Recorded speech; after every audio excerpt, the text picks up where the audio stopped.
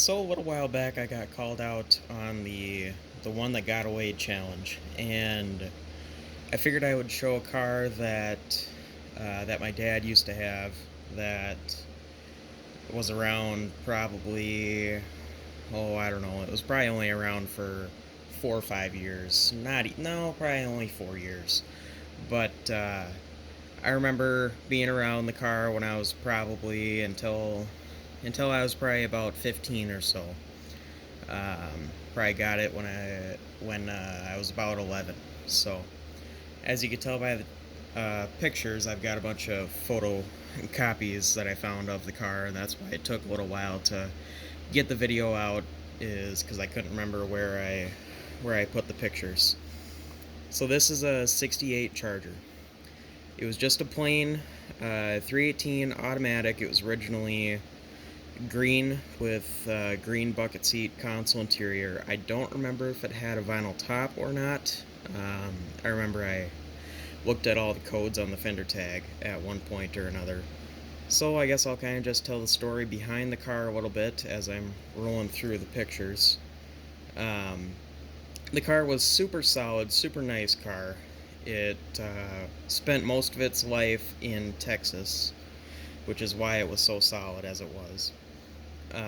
When I was a kid, I always called it the yellow car because, as you can see, it had mostly yellow paint on it that somebody must have put on it at some point in its life.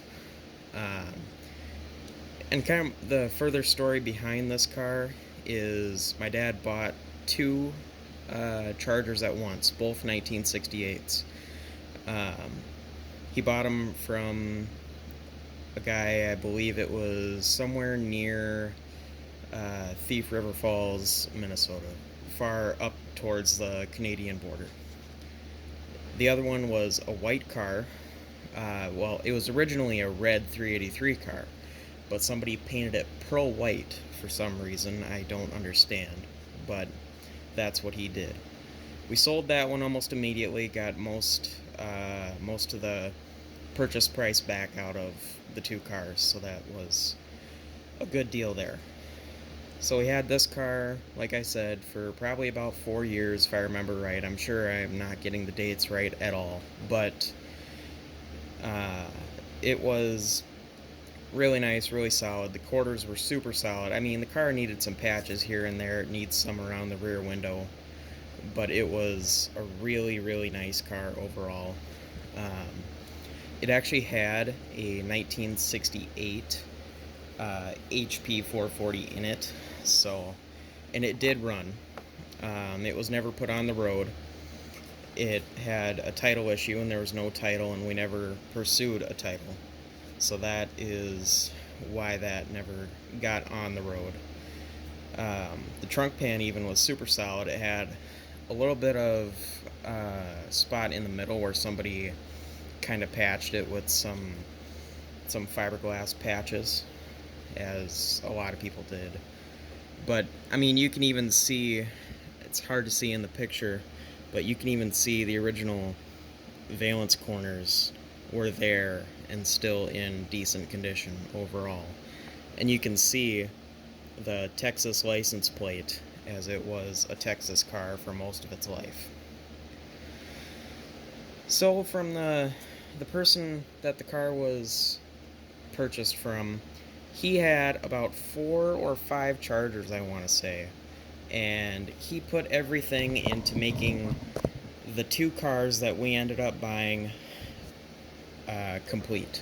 So the cars came with a lot of extra trim and extra parts, and it was a really good situation overall.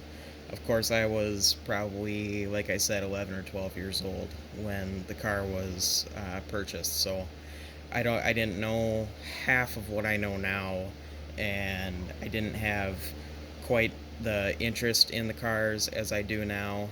I didn't know what was there, so of course I enjoyed the cars. I enjoyed walking around them in the garage as a kid and everything, but if I would have known now, or if I would have known then what I know now, I would have definitely done a couple of things differently and showed more interest in the car. But the car was sold to a gentleman, I think in Idaho, if I remember correctly. He acquired a title for the car, and the car is likely restored now or well under process. Last record I have on the car is it made it to Idaho on transport, perfectly safe and sound. He got a title for it, and he had the car blown completely apart, and it was getting media blasted. So that's the last records I have on the car. It went somewhere in Idaho. I'd love to know what happened to it. I'd love to know any information on it. So if any of you know the car or know any history of prior to when me and my dad had the car, even, I'd like to know more about it. I don't have the VIN number or anything off of it. And I'm not actively seeking the car at all. We have more than enough stuff around here, as you can see in other videos if you want to check those out. But yeah, that's definitely one of the ones that got away that I definitely would have maybe changed a couple of things about, um, or would have pushed to hold on a little bit more. But finances were tight, had to let one go, and that's what happened. So, anyways, that is pretty much it for my the one that got away story.